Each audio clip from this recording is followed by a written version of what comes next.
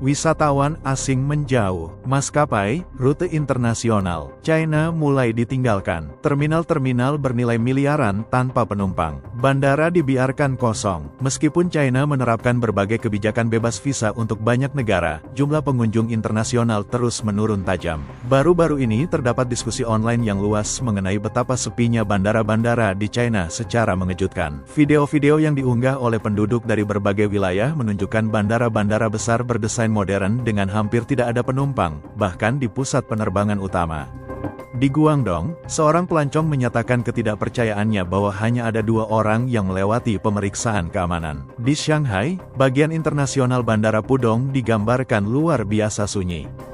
Bahkan Bandara Internasional Daxing Beijing, yang pernah dipromosikan sebagai pameran infrastruktur nasional, muncul dalam video dengan arus pejalan kaki yang sangat rendah. Para pengamat mencatat bahwa sementara pusat-pusat internasional China terbengkalai, negara-negara tetangga justru mendapatkan keuntungan. Kita bertanya-tanya kemana perginya semua orang asing tersebut. Seorang blogger yang membagikan pengalaman nyata menulis, namun Jepang, Vietnam, Thailand, dan India menarik lebih banyak pengunjung setiap tahunnya. Keterbukaan sejati bukan hanya tentang masuk bebas visa. Ini tentang keterbukaan dalam budaya, media, akses internet, keuangan, dan pendidikan. Jika China tidak menyediakannya, orang asing dan investasi asing akan mengalir ke negara-negara seperti India dan Vietnam. Alasan orang asing menghindari China memang kompleks namun jelas. Firewall internet negara tersebut memblokir sebagian besar aplikasi asing, memutus kenyamanan platform seperti Google, WhatsApp, atau Instagram. Opsi akomodasi yang terjangkau seperti Airbnb telah menghilang, digantikan oleh persyaratan untuk memesan hotel yang berlisensi bagi tamu asing yang juga harus menjalani registrasi polisi. Hambatan birokrasi ini,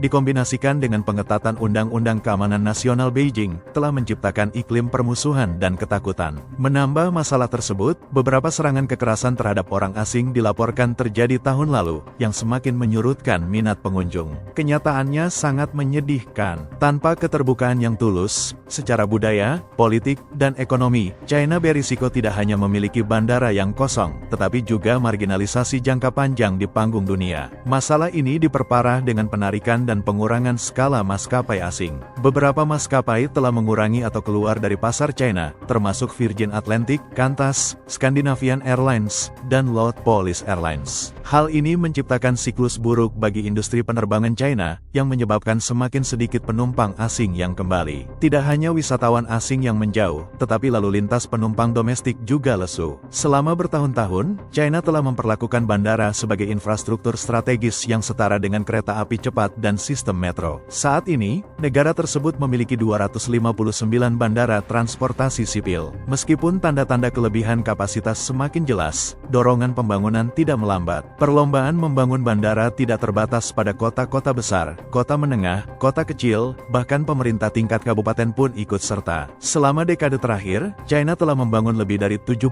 bandara baru, 41 diantaranya berada di tingkat kabupaten. Beberapa provinsi telah mencapai target 1 bandara per kota, sementara yang lain melangkah lebih jauh, bercita-cita membangun 1 bandara per kabupaten. Masalah muncul ketika pembangunan bandara hanya memiliki sedikit kaitan dengan permintaan aktual.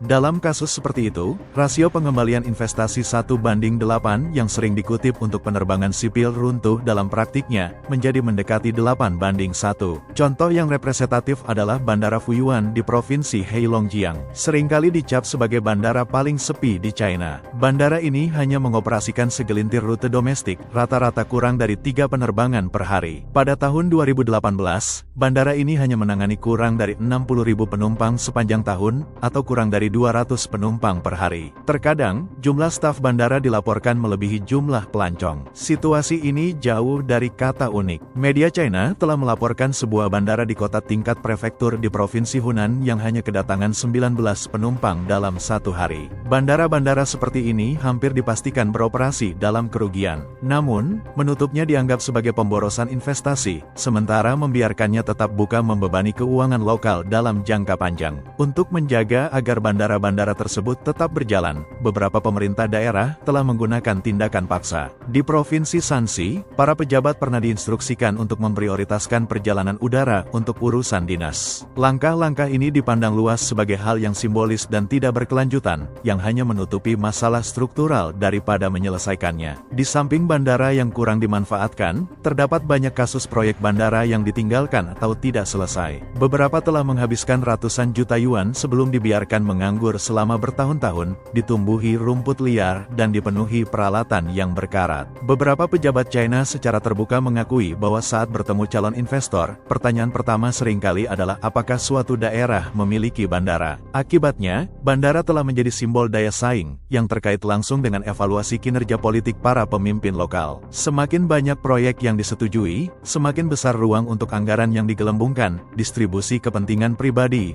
dan korupsi. Sejak 1 dekade lalu, otoritas penerbangan sipil China telah memperingatkan bahwa dari sekitar 200 bandara di seluruh negeri pada saat itu, hanya sekitar 50 yang menguntungkan, sementara sisanya beroperasi dalam kerugian. Pada tingkat makro, ledakan pembangunan bandara ini memberi makan krisis utang pemerintah daerah yang lebih luas yang telah lepas kendali. Proyek bandara luar negeri China juga berada di bawah pengawasan. Di Nepal, Bandara Internasional Pokhara, bagian dari prakarsa sabuk dan jalan, Belt and Road Initiative, sedang diselidiki atas dugaan penggelembungan biaya, kualitas konstruksi yang buruk, dan prospek terbatas untuk menghasilkan pendapatan yang cukup guna membayar kembali pinjaman China. Meskipun tidak ada penerbangan internasional reguler, Nepal sudah mulai membayar kembali pinjamannya kepada Bank Ekspor-Impor China, yang menekankan risiko keuangan yang terlibat. Perkembangan ini menyoroti realitas mendasar. Bandara bukanlah obat ajaib bagi pertumbuhan ekonomi. Rasio input-output 1:8 yang banyak digembar-gemborkan hanya berlaku di bawah kondisi perencanaan ilmiah dan operasi yang efisien. Ketika pembangunan didorong oleh metrik kinerja politik, persaingan antar wilayah, dan insentif keuangan yang terdistorsi, bandara menjadi liabilitas alih-alih mesin pembangunan.